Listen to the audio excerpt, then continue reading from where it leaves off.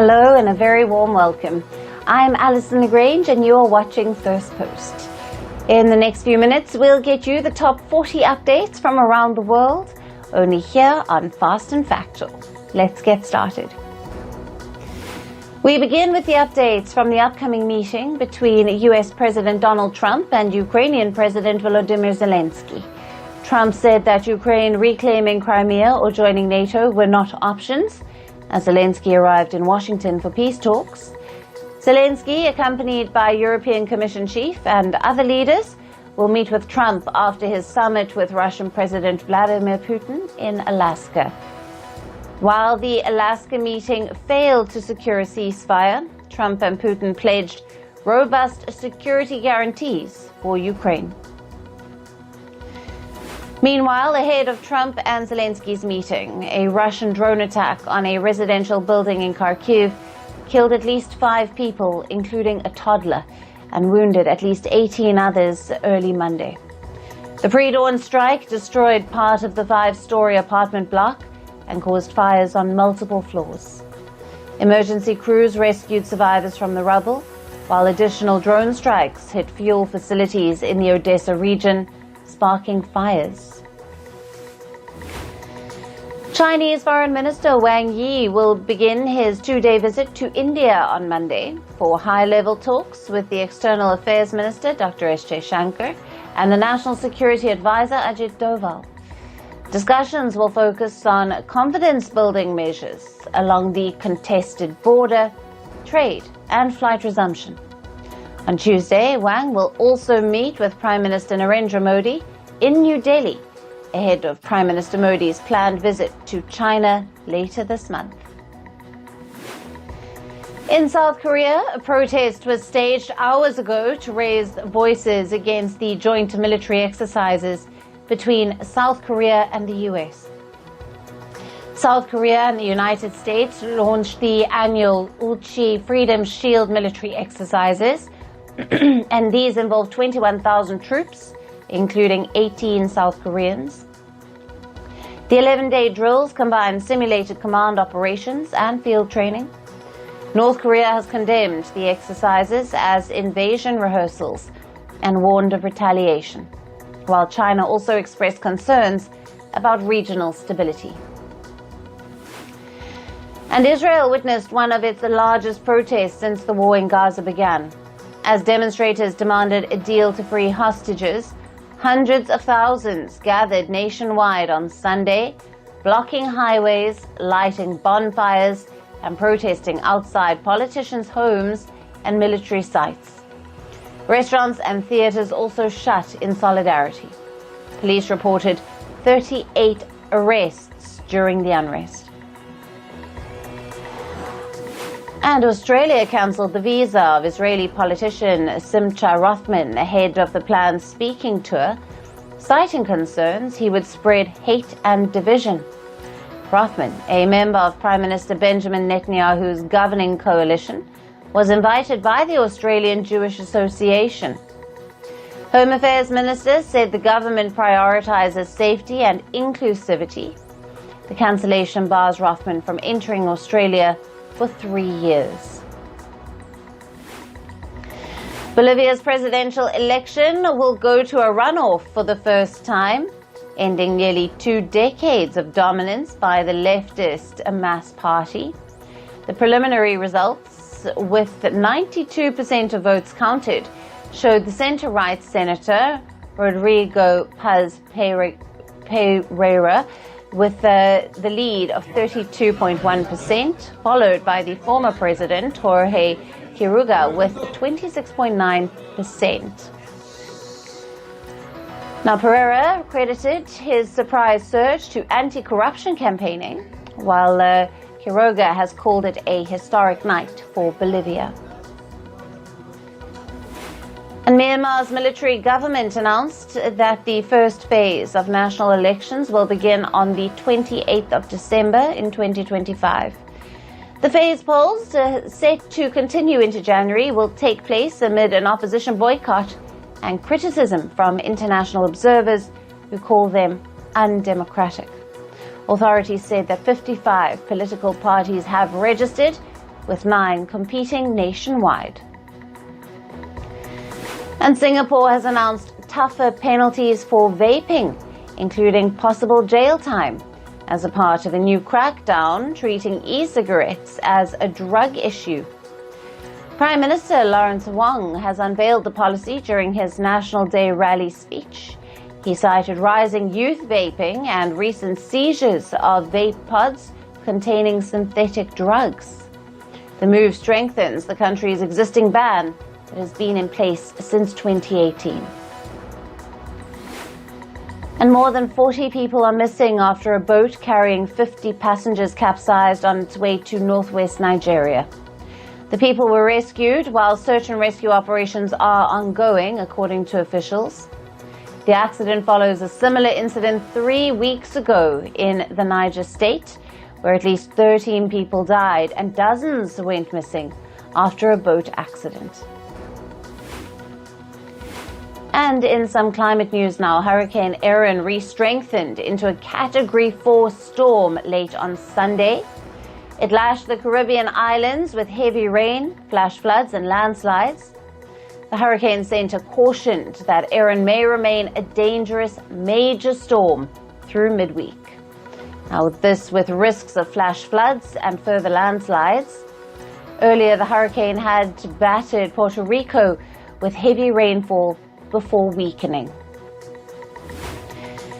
In India, for the third straight day, Mumbai faced heavy rainfall on Monday. The India Meteorological Department issued a red alert for the city and the nearby districts. The rainfall led to severe waterlogging and traffic jams across several areas. Meanwhile, the municipal corporation announced a holiday for all schools and colleges amid the heavy rain. Local train services were also disrupted as water entered the tracks.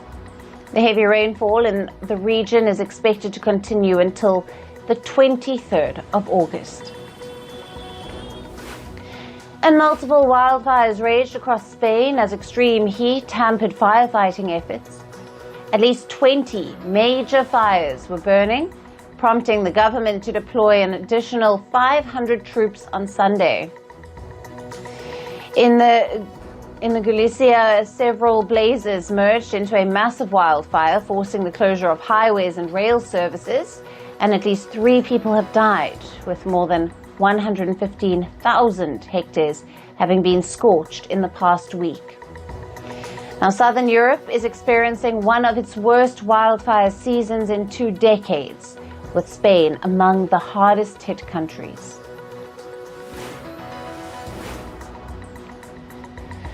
And hundreds fled as a wildfire tore through Turkey's Gallipoli in the peninsula. The blaze began on Saturday in Çanakkale and spread rapidly on Sunday, fueled by strong winds.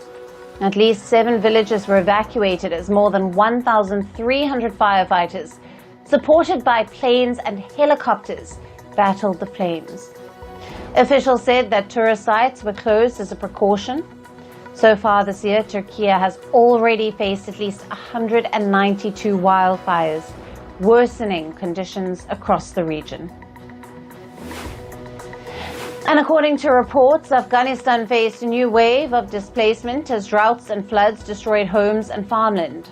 Nearly 5 million people were impacted and at least 400,000 were displaced in early 2025, according to the UN.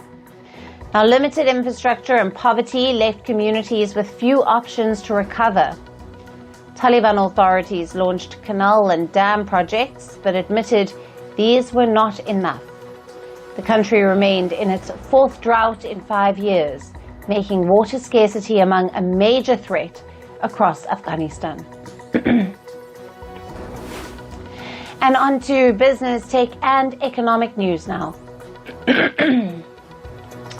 Asian stocks were rising sharply earlier today, with indices in Japan and Taiwan hitting record levels, with the Chinese blue chips climbing to their highest in 10 months. The gains were built on expectations of a U.S. rate cut, as investors await U.S. Fed Chair Jerome Powell's outlook later this week, seen as crucial for the central bank's next policy move. Oil prices were largely unchanged after an earlier drop today, with Brent crude at $65.79 per barrel and West Texas Intermediate at $62.82 a barrel. The market remained steady after Donald Trump met with Vladimir Putin in Alaska on Friday. Now, this where the US president held back from new measures on Russian oil exports and signaled that he may pause retaliatory tariffs against major buyers such as China. Meanwhile, the US dollar steadied ahead of a meeting between President Trump and Ukraine's Volodymyr Zelensky, with investors also looking to the Federal Reserve's Jackson Hole Symposium later this week for policy signals. The euro was little changed at $1.17, while the sterling edged up to $1.35 against a basket of currencies. The dollar stabilized at 97.85 after losing 0.4% last week. And in India, shares jumped more than 1% after the government said it will propose sweeping changes to the goods and services tax regime, which will make daily essentials and electronics cheaper from October. New Delhi is reportedly expected to propose a two-rate structure of 5% and 18%, doing away with the 12% and 28% tax that was imposed on some items. India's Nifty 50 rose 1.36% and the BSE Sensex gained 1.23% earlier today. And India's JSW Steel and South Korea's POSCO have entered into a deal to explore building an integrated steel plant in India. The plant is expected to have a capacity of 6 million tons per annum. The steelmakers are yet to finalize the location and its financial details, but have flagged that the state of Odisha is among the key locations being considered. And Air Canada's fleet of hundreds of planes remained grounded earlier today after flight attendants held a nationwide strike over pay and working conditions. The federal government had issued a back-to-work order warning that the walkout was causing harm to thousands of passengers and threatening the wider economy. Yet the striking crews continued to defy the directive, leaving airports across Canada clogged with delays, cancellations and stranded travellers. And a court in Australia ordered Qantas Airways to pay a record fine of about $59 million earlier today. Now, the penalty was issued for illegally sacking 1,800 ground staff during the COVID pandemic, with the judge criticizing the airline for showing little contrition. The federal court has said that the fine is the largest ever under Australia's labour laws and needed to be big enough to ensure that it was not treated as just a cost of doing business.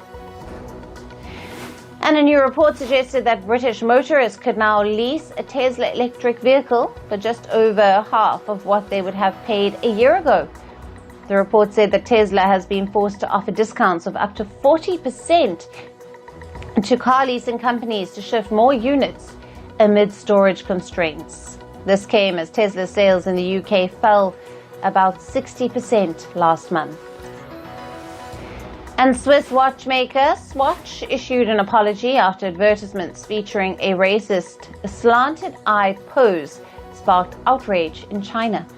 The watchmaker had confirmed that all related materials were removed worldwide and posted a formal apology in both Chinese and English. The controversy came at a time when Swatch was already struggling with failing sales in its key China market. And Google agreed to pay a fine of nearly $36 million after Australia's watchdog found that it had hurt competition. The tech giant had paid companies like Telstra and Optus to pre-install its search app on Android phones, excluding rival engines between 2019 and 2021. The Australian Competition and Consumer Commission said that the deals had a substantial impact on competition, and Google admitted the breach. And moving on to sports news, and we start with cricket. Now, Babar Azam and Mohammad Rizwan have been left out of Pakistan's T20 squad for the Asia Cup.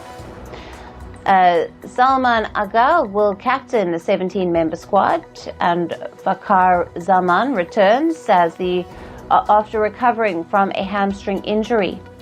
And Babar last played in a T20 international in December of 2024 and had an average strike rate in this year's Pakistan Super League. And India's Jasprit Bumrah is reportedly in contention for a comeback, and reports say that he might be available for the upcoming Asia Cup. Selectors will meet today to pick India's squad for the T20 tournament. The Asia Cup starts on the 9th of September. The ace pacer last featured in the T20 format during the World Cup in June of 2024. And in football news, Barcelona beat Mallorca 3-0 in a dramatic game that saw Mallorca reduced to 9 men. Raphinha and Ferran Torres scored the first 2 goals. The winger, Lamine Yamal, added a third in stoppage time, and 2 Mallorca players were sent off after VAR reviews for dangerous fouls.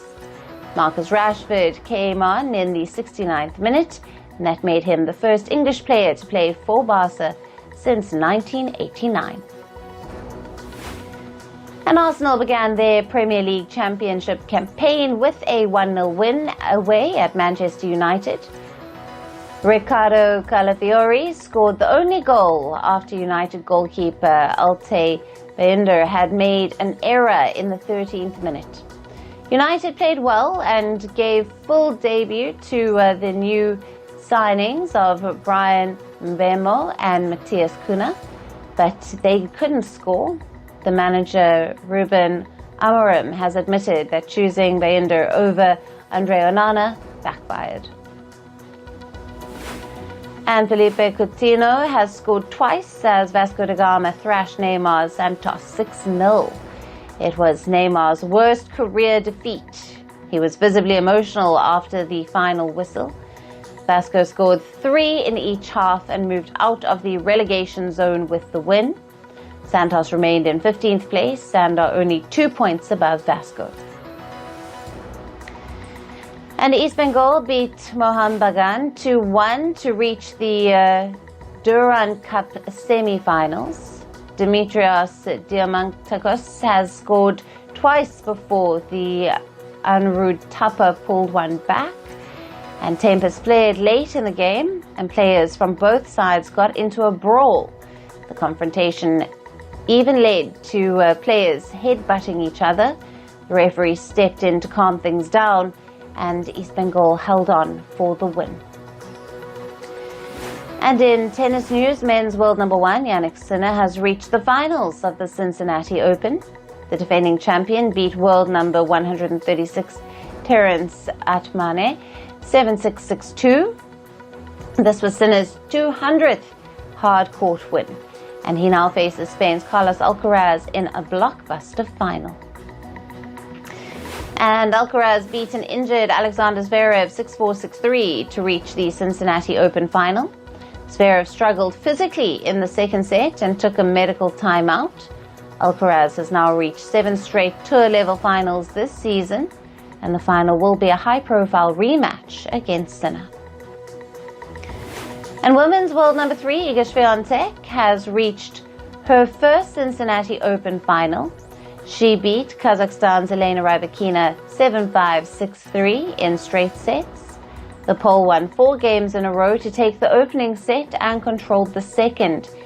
And she will face Jasmine Paolini in the final. And the men's 2025 Asia Hockey Cup mascot has been unveiled. The organizers of the 2025 Men's Asia Hockey Cup have unveiled the tournament mascot.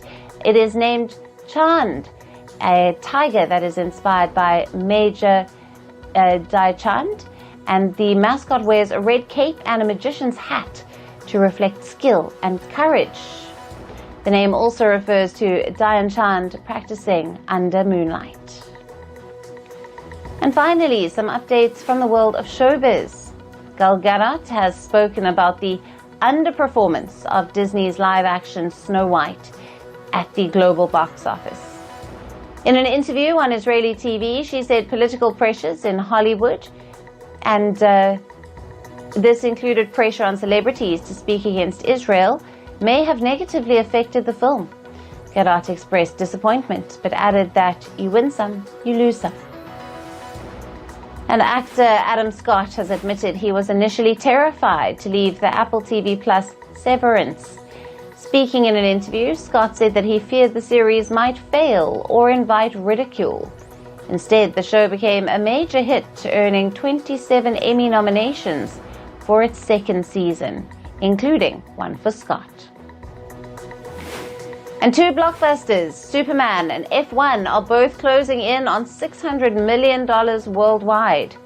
Superman has earned $595 million so far with strong domestic numbers, while F1 has reached $590 million, boosted by international sales. Though Superman may not surpass 2013's Man of Steel, its success signals progress for DC Studios. The Last of Us star Bella Ramsey revealed that they would love to star in a heist movie alongside co-star Pedro Pascal and even play Spider-Man in a future Marvel film. Ramsey, who is nominated for an Emmy for the role as Ellie, said that they recently watched their first Marvel film, Andrew Garfield's Spider-Man, and found it incredible. And K-pop group Blackpink closed their two-day deadline world tour stop at London's Wembley Stadium with a special cover of the Spice Girls hit Wannabe. The show marked their return to the UK after their sold-out Hyde Park performance in 2023. And that's a wrap on this episode of Fast and Factual. Thank you for watching. Stay tuned to Firstpost.